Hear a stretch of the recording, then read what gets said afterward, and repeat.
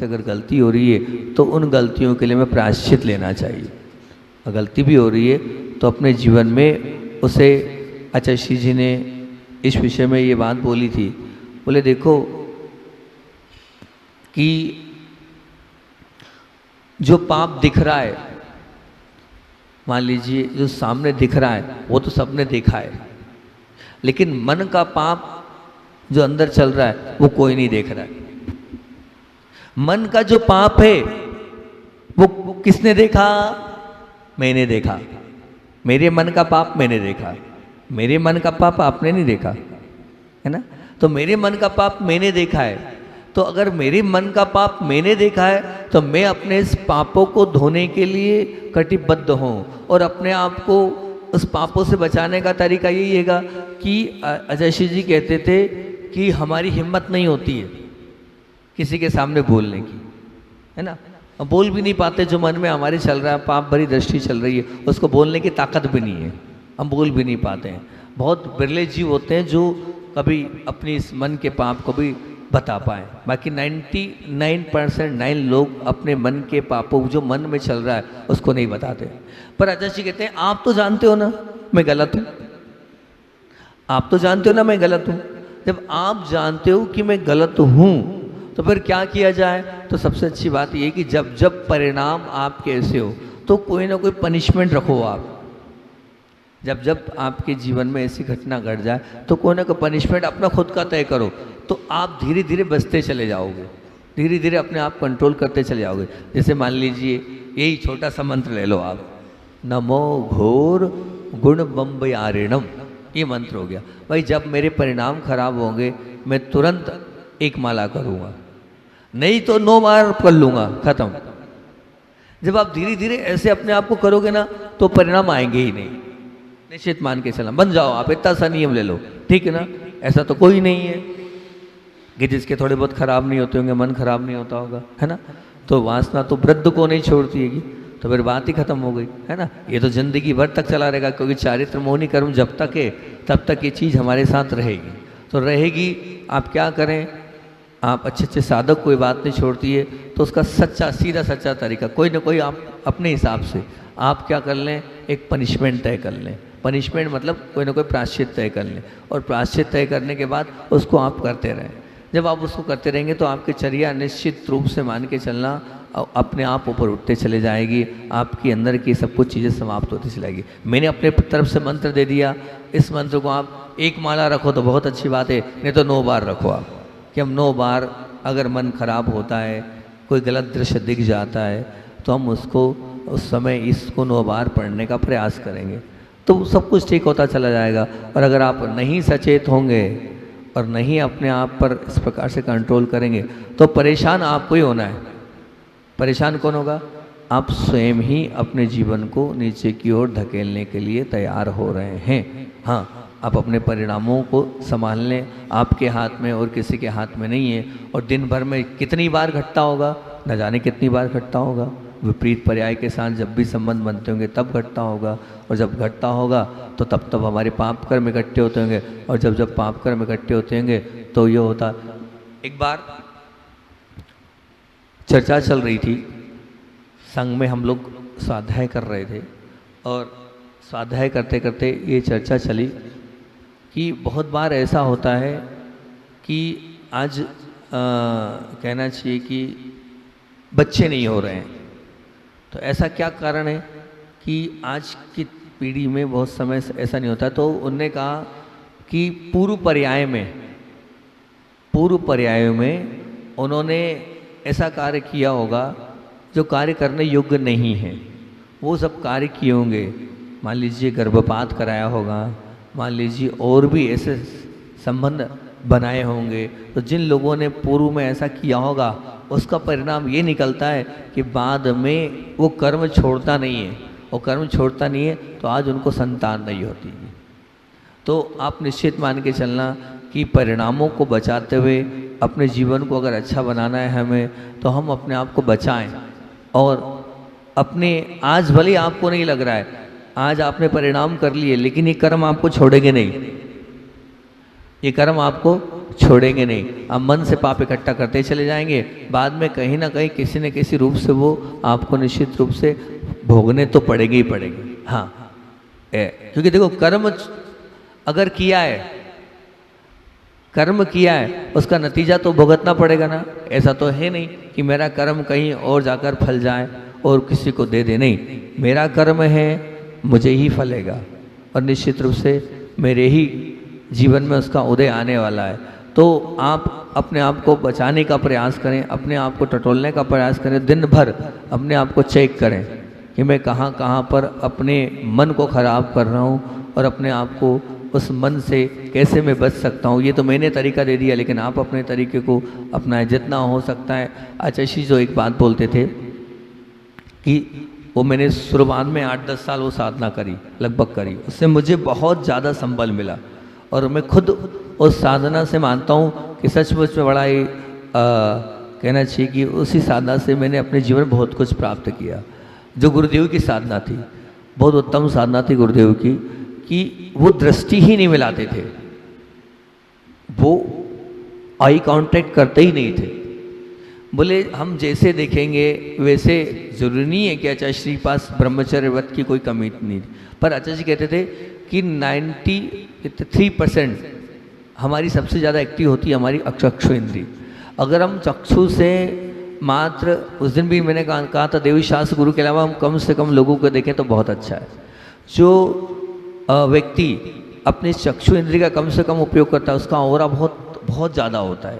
2-3 चीज़ें आचार्य जी बोलते थे, एक तो जो व्यक्ति निंदा नहीं करता है, एक जो व्यक्ति आंखों से कम देखता है उसको दुनिया ज़्यादा देखती है। आचार्य जी कहते जो इन आंखों का मूलाचार पढ़ाते वक्त करेगा, बोले जो इन आंखों से कम विषय ग्रहण करता है, विषय का तात्पर्य सब कुछ है ना, उस व्यक्ति को दुनिया देखना पसंद करेगी, उस व्यक्ति को दुनिया चाहेगी, उस व्यक्ति का ऑरा कई गुना होगा। लेकिन जो दिन भर अपनी आंखों का प्रयोग करता है, वो देखता ही है बिना फालतू में देखता ही है, तो बोले उसका ऑरा कम है, उसको दुनिया कम चाहेगी, उसको दुनिया इतना पसंद नहीं करेंगी। तो मैं ये मानता हूँ आचार्य श्री जी शायद उसी वजह से पूरी दुनिया उनको लाइक करती थी, पसंद करती थी, देखना पसंद करती, उनके पास से हटना पसंद नहीं करती थी। उनका ऑरा कई गुना था, है ना। तो वो जो ऑरा नापने वाले आते थे वो भी जो है उनका ऑरा नहीं नाप पाते थे। क्यों?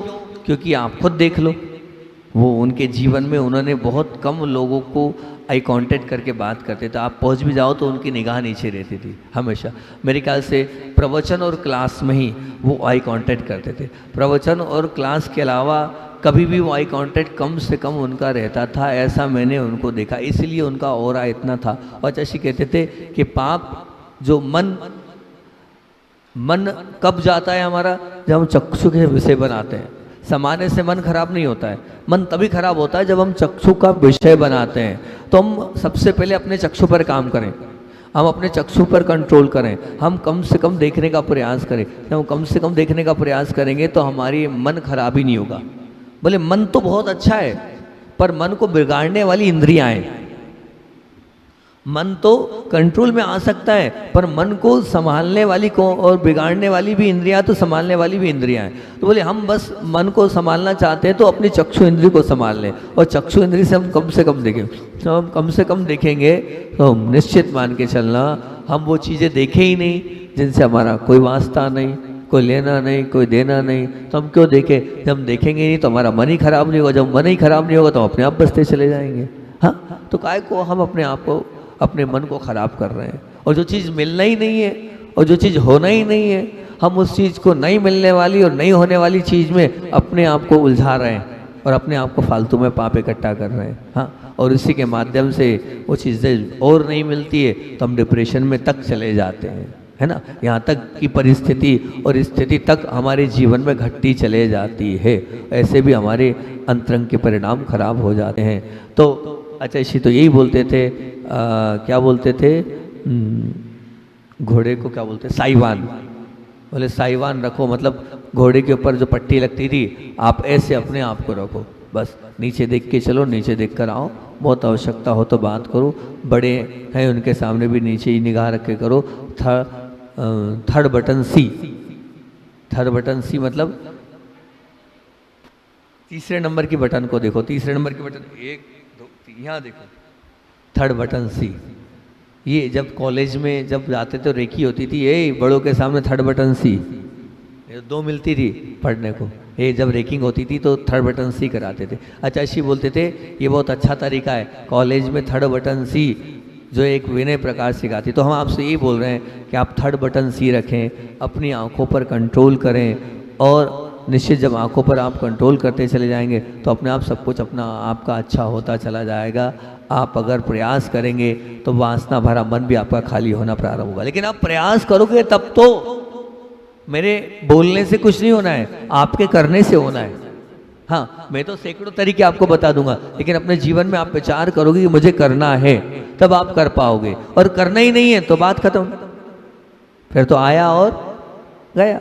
वो वाली परिस्थिति, वो वाली स्थिति आपकी बन जाएगी। आप उस स्थिति से बचना चाहते हैं, उस परिस्थिति से बचना चाहते हैं, तो आप प्रायश्चित का भी कुछ कमिटमेंट कर लें। अपनी आँखों को आप बचाने का प्रयास करें। हमेशा उन्हीं दृश्यों को देखें जिनसे शुभ और शुद्ध और वैराग्य बढ़ता हो। उन दृश्यों को देखने का ही प्रयास ना करें तो बहुत अच्छी बात है। प्रयास यह करें कि जो विपरीत पर्याय होती है, उस विपरीत पर्याय से हम आँख से आँख मिलाकर बात ना करें। हमने शुरुआत में संघ में इसका बहुत प्रयास किया था, लगभग पूरे समय ही प्रयास किया था हमने। जब संघ में रहे, बाहर निकले तो ये आई कांटेक्ट हो रहा है, नहीं तो आई कांटेक्ट होता ही नहीं था।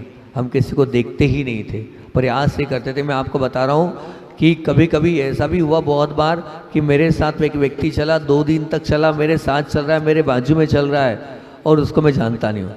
तीसरे दिन उसके यहाँ पड़गान हो गया।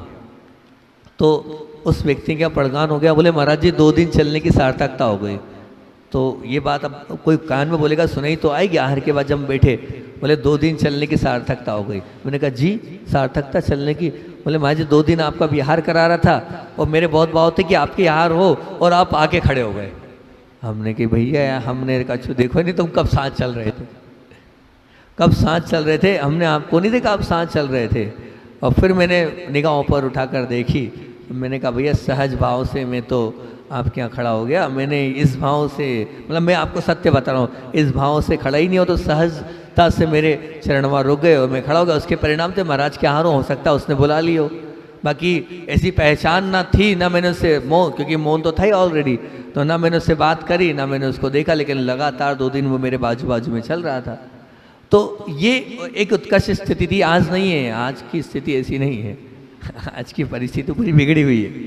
पर मैं आपको वो बता रहा हूँ कि उसका एक अलग आनंद था, उसकी एक अलग अनुभूति थी कि हम अपने साथ में चलने वाले को नहीं देख रहे हैं, जो बाजू में साथ में चल रहा है। 3 घंटे सुबह 3-4 बार विहार कराया उसने, और हम उसको नहीं देख रहे हैं, तो क्या अपने आप में स्थिति बनती होगी। पर आज वो स्थिति परिस्थिति नहीं है, लेकिन उसका आनंद ही अलग होता है, उसकी विशुद्धि अलग होती है, उसमें परिणामों में निर्मलता ही अपने आप में बहुत ऊंची होती है। तो मेरा आप लोगों से यही कहना है कि सच में अगर अपने जीवन को बचाना है, जब जब भी वासना भरे मन हो जाए, जब जब भी आपकी मन स्थिति और परिस्थिति खराब हो, तो अपने आप को निकालते चले जाएंगे तो बहुत अच्छी बात है। कि आज का क्रीम कोटेशन बहुत अच्छा है कि छोटे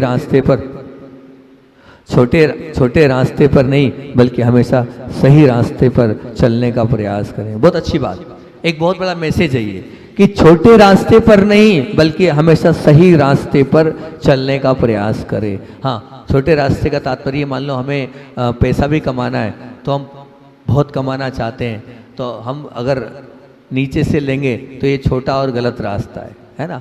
अगर हम ईमानदारी का कमाएंगे, सही रास्ते पर चलने का प्रयास करेंगे, तो पैसा ज़िंदगी भर हमारे काम आएगा। और नहीं तो क्या होगा, वो फूट कर निकलेगा।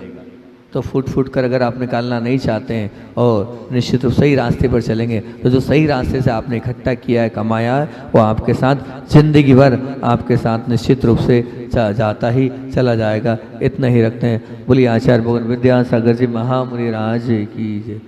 सदगति और दुर्गति दोनों को आमंत्रण देने की अगम्य शक्ति को धारण करने वाला हमारा मन। इस मन से हम चाहें तो अपने जीवन को ऊपर भी उठा सकते हैं, और हम इस मन से चाहें तो जीवन को नीचे भी ले जा सकते हैं। तो मन पर बात चल रही है, और मन पर बात चलते हुए अभी हमारी प्रवचन श्रृंखला टेकल माइंड की थोड़ी सी गौण हो गई थी। आज पुनः टेकल माइंड पर अपन चलते हैं। और टेकल माइंड का आप मंगलाचरण भूल तो नहीं गए? टी बोल रहा है, क्या बोल रहा है? टर्न इट, मन को मोड़ लो। ए बोल रहा है अलर्ट इट, मन को सावधान कर लो। सी बोल रहा है करेक्ट इट, मन को सुधार लो। के बोल रहा है नो इट, मन को जान लो। एल बोला लिफ्ट इट, मन को ऊपर उठा लो। ई बोल रहा है एम्प्टी इट, मन को खाली करो। और एम बोल रहा है मॉडिफाई इट, मन को बदल लो। और आई बोल रहा है इंस्ट्रक्ट इट, मन को सूचित करो। एन बोल रहा है नेग्लेक्ट इट, मन की उपेक्षा करो। और डी बोल रहा है डिफीट इट, मन को हरा दो। मैं चाह रहा हूँ ये प्रवचन श्रृंखला यहीं पूरी कर दूँ, कहीं ऐसा ना हो कि हाँ पूरा टेकल माइंड पूरा कर दूँ। प्रयास करूँगा टेकल माइंड को पूरा करने का। और मैंने आप लोगों से टेकल माइंड के विषय में जब चर्चा करी तो आप लोगों को 7, 8, 6, 7 बिंदु दे चुका हूँ कैसे हम एम्प्टी यानी मन को खाली करें। तो देश और गठान है उसको निकाल दें। अशांति के विचार अगर चलते हैं तो वो निकाल दें, ऐसे जो मौके में याद आते हैं उनको खाली कर दें। फिर आपके साथ अगर किसी ने छल किया है उसको आप बाहर कर दें। आपकी अभिनय की है उसको बाहर करते हैं। अगर किसी ने नई गलती होने के बाद भी अगर आपको गलत बोला जा रहा है उसको खाली कर दें। अगर कहीं असफलता हो गई, घाटा लग गया तो उसको खाली कर दें। ये सब चीज़ें खाली करना बहुत ज़रूरी है। अगर हम इन चीज़ों को खाली नहीं करेंगे तो निश्चित मान के चलना है क्या होगा? होगा यही कि वो बातें मन में चलती रहेगी और फिर हम अपने जीवन को ऊपर उठा नहीं पाएंगे। हाँ अगर एक बार असफलता या मान लीजिए घाटा लग गया, अब उसी घाटे को उसी सफलता को अपन मन में रखेंगे तो कभी भी सफल नहीं बन पाएंगे। अगला बिंदु बड़ा अच्छा है और ये वाला बिंदु ऐसा है, इतना सुंदर बिंदु है ये कि अगर सच में हम थोड़ी जागरूक हो जाएं और थोड़े सचेत हो जाएं तो हम बहुत सारे पापों से बच जाएंगे। और निश्चित है कि जो चीज़ हम नहीं कर सकते हैं और ना ही हमारे करने की हैसियत है और ना ही ऐसा हम करने योग्य, लेकिन मन में वो भरा होता है। जब वो मन में भरा होता है तो वो सब कुछ अपने आप स्वप्न में भी दिखता है और स्वप्न के साथ साथ परिणामों में झलकता है। तो हम ऐसा परिणाम करें क्यों जिनके माध्यम से हम कर्म का बंद करें और वो चीज़ मिलनी भी नहीं है और वो मिल भी जाए तो जायज़ नहीं है। वो हो भी जाए तो ना धर्म उसको स्वीकार कर रहा है और ना ही हमारा घर परिवार उसको स्वीकार करता है। तो हम ऐसी चीज़ों से बचने का प्रयास करें और मन से जब जब विचार आ जाए तो उन विचारों को खाली करने का अगर हम प्रयास करेंगे तो निश्चित मान के चलना हमारा जीवन अच्छा और महान बन सकता है। क्या? और ये तो निश्चित है कि अब मान के चलना इस सब के अंदर ये परिणाम चलते रहते हैं और बस अब उन परिणामों को खाली करने का हमारे पास तरीका आना चाहिए। उन परिणामों को से बचने का हमें प्रयास करना चाहिए। और वो कौन सा है? वो है वासना भरे परिणाम। अगर वासना भरे परिणाम हमारे मन में चलते हैं तो निश्चित मान के चलना कि ये परिणाम हमेशा अपने को नीचे की ओर ढकेलेंगे, हमेशा अपने को अशुभ की ओर ले जाएंगे, हमेशा अपनी यात्रा अधोगति की कराएंगे। तो ये तो सबके साथ घटता है, कोई भी हो, चाहे महिला पर्याय हो, चाहे पुरुष पर्याय हो। वासना भरे परिणाम अगर चलते हैं तो निश्चित रूप से हमें इन परिणामों को निकालने के लिए कटिबद्ध होना चाहिए और प्रयास करना चाहिए कि जो परिणाम हमें नहीं करना चाहिए वो हम परिणाम कर रहे हैं। तो आचार्य तो यही बोलते हैं आउट ऑफ कोर्स, ये सब आउट ऑफ कोर्स है।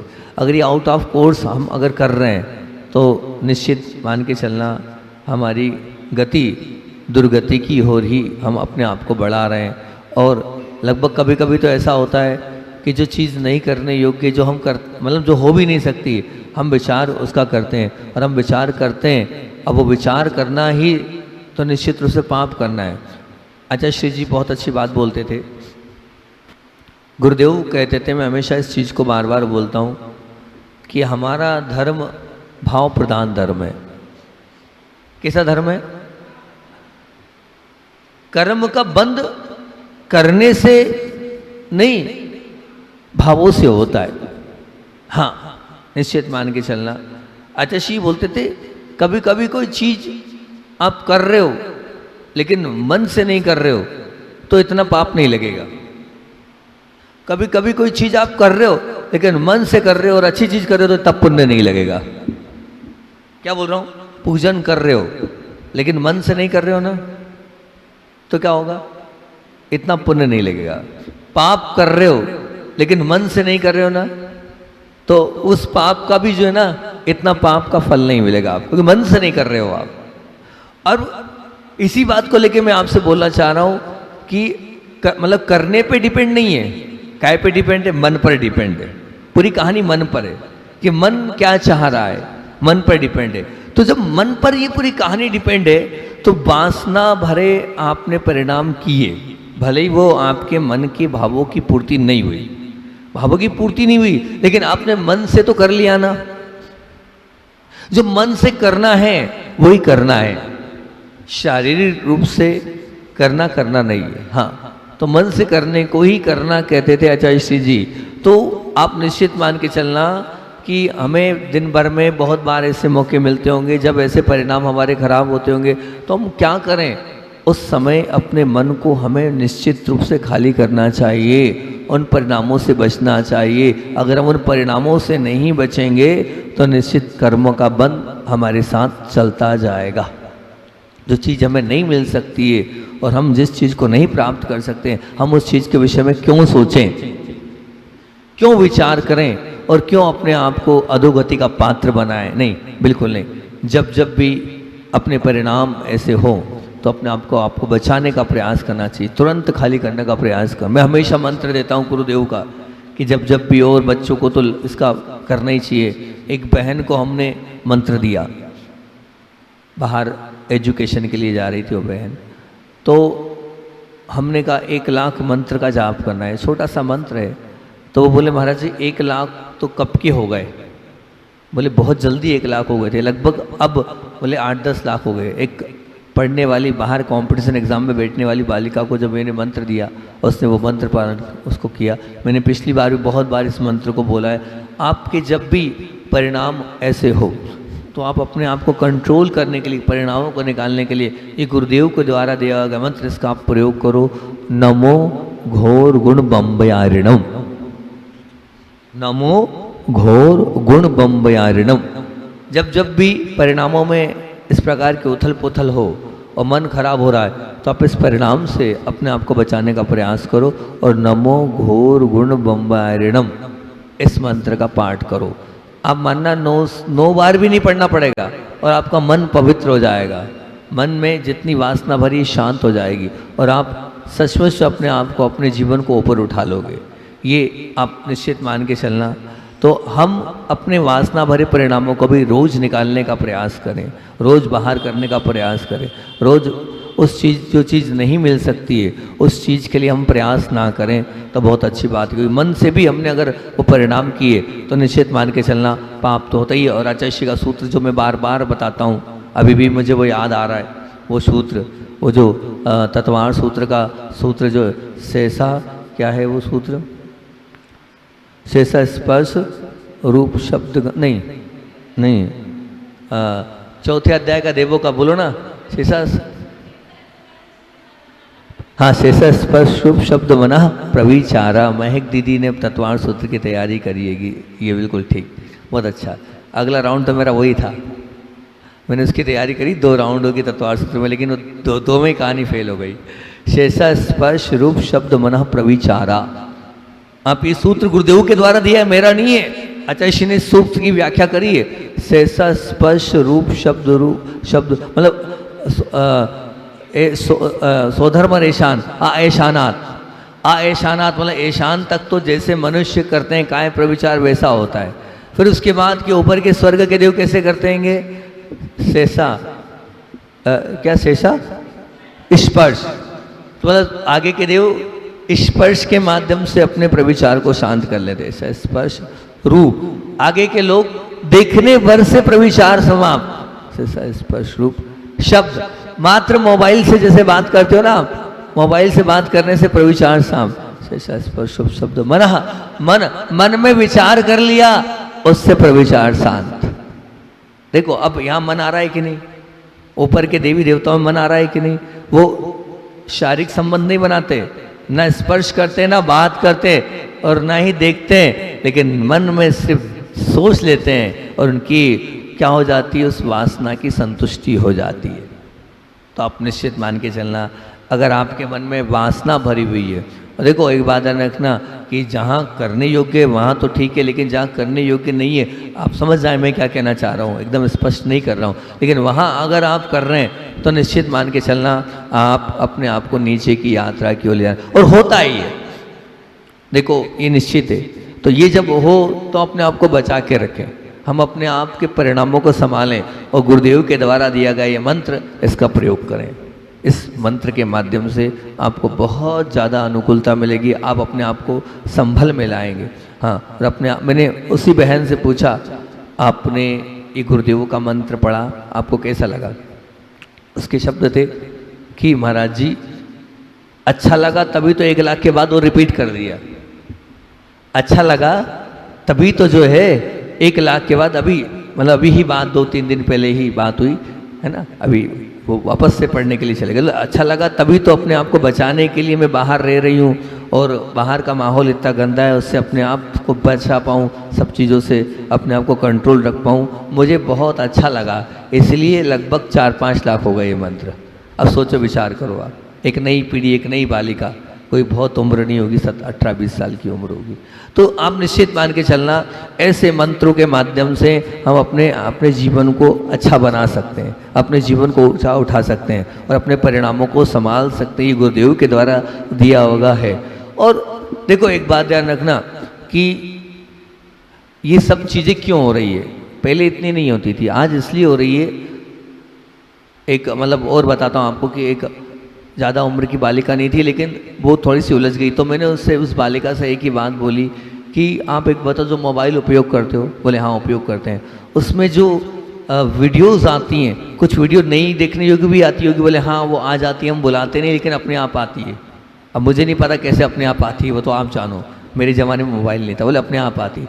तो मैंने कहा जब अपने आप जाती है तो वहाँ, बोले वो अपने आप आती है तो देखने में भी आ जाती है। नहीं, आप अपने आप को ऐसी वीडियोस से बचाएं, क्योंकि जब आप इस प्रकार की वीडियोस देखेंगे, देखो स्पष्ट है, जो हम देखते हैं, जो हम बोलते हैं, जो हम सुनते हैं, वो संस्कार पढ़ते हैं। हाँ, और वो संस्कार पढ़ते हैं तो फिर वही सब कुछ सपनों में भी दिखता है, और वही सब कुछ हमारे जीवन में घटित होता है। तो हम इन सब गलत वीडियोस से बचने का प्रयास करें, हम ना देखें तो बहुत अच्छी बात है, कटिबद्ध हो जाएं कि नहीं, हमें इस प्रकार की क्लिपिंग्स को नहीं देखना जो हमारे के लिए नीचे की ओर धकेलने वाली हो, जो हमारे जीवन में पाप को संवारने वाली हो।